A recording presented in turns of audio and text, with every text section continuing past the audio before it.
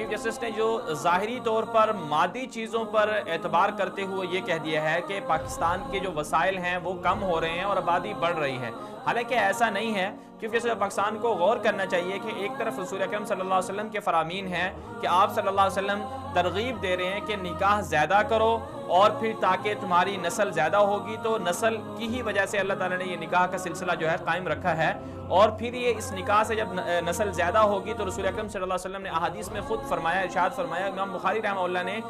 باقاعدہ اس پر پورا ایک باب بھی باندھا ہے، اور رسول اکرم صلی اللہ علیہ وسلم کے جو فرامین ہیں اس سے بھی سمجھ میں آتا ہے کہ جتنی زیادہ نسل زیادہ ہوگی، بچے زیادہ ہوں گے، امت میں جتنا زیادہ اضافہ ہوگا، قیامت کے دن اللہ کے رسول صلی اللہ علیہ وسلم نے فرمایا کہ میں دیگر امتوں پر فخر کروں گا کہ میری امت کے افراد زیادہ ہیں۔ اب ہونا تو یہ چاہیے تھا کہ چیف جسٹس پاکستان کو بجائے جو سبب ہیں بے روزگاری کے، غربت کے، جس کی وجہ سے جو آبادی ہے،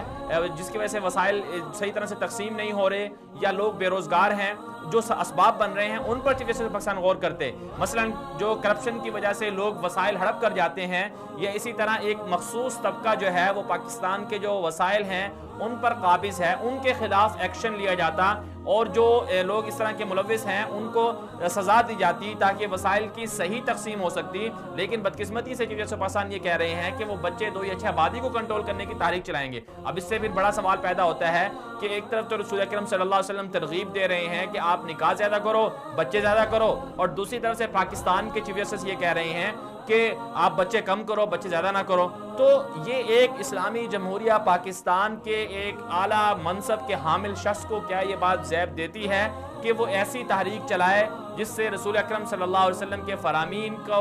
فرامین پر زد پڑے، یا اس کے برعکس وہ پاکستان کے اندر تحریک چلائے؟ تو لہٰذا اس میں پاکستان کی جو عوام ہے، پاکستان کا جو سماج ہے، پاکستان کا جو معاشرہ ہے، اس کو اپنا،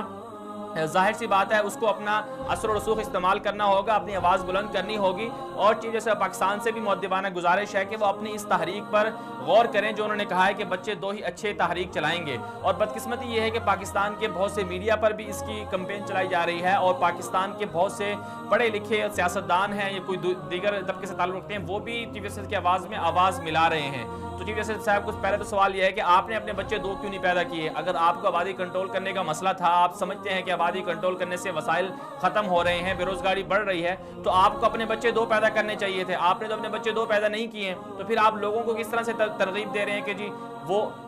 آپ اپنے بچے کم پیدا کریں؟ تو لہٰذا چیف جسٹس پاکستان کو اپنے اس بیان سے رجوع کرنا چاہیے اور اپنی تاریخ سے رجوع کرنا چاہیے۔